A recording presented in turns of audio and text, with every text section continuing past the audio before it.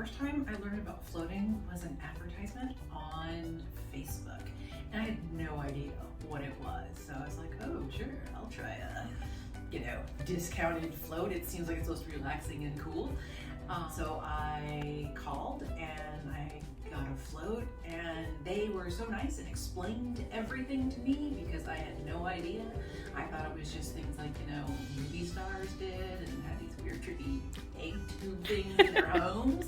But turns out like regular people can do it, and it's reasonably priced, and they're so wonderful and kind here at the Chandler location, and explained everything to me, and I was hooked.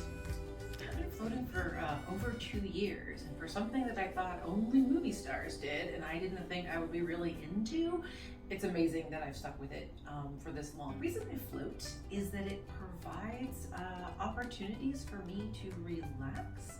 It's a form of meditation for me. I have racing thoughts and I can never calm down, and I have tried all of the mental calm, braining awareness kind of stuff, and have never really been successful. Floating lets me sort of just relax, and it provides me with a certain calm. It sort of takes the 10 trains of swirliness that goes on in my brain constantly and slows it down to like one train going around, which is amazing for me. I also do it because it helps me sleep.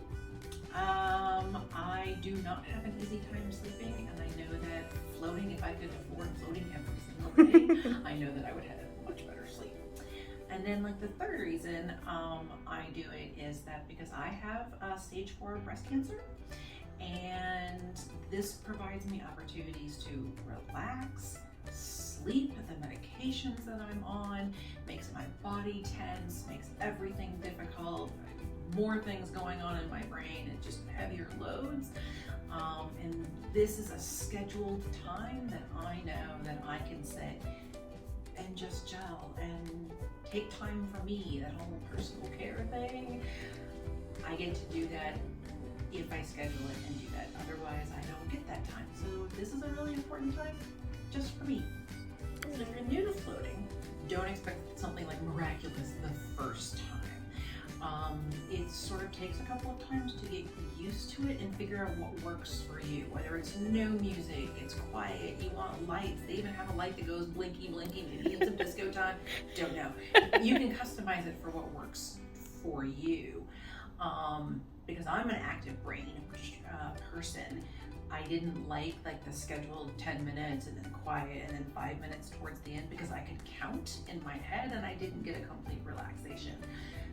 Quietness is too much for me, so I find the right music for me, and that took a few tries.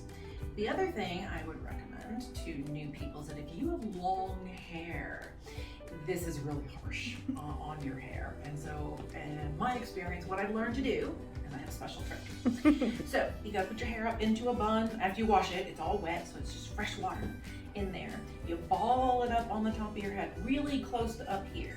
You take a swimmer's cap and you wrap that around your head, and then you put rubber bands over the top of it. You use the neck floaty, both of them, the neck floaty, and then you put a float noodle right underneath your ball of hair. Your hair never touches the salt water, and then you have non-saltwatery hair, and your hairstylist will not yell at you. We wanted to honor you with Member of the Month this month. Yay! So you're Member of the Month. And we actually have a gift for you, so I'll go and grab that. Awesome.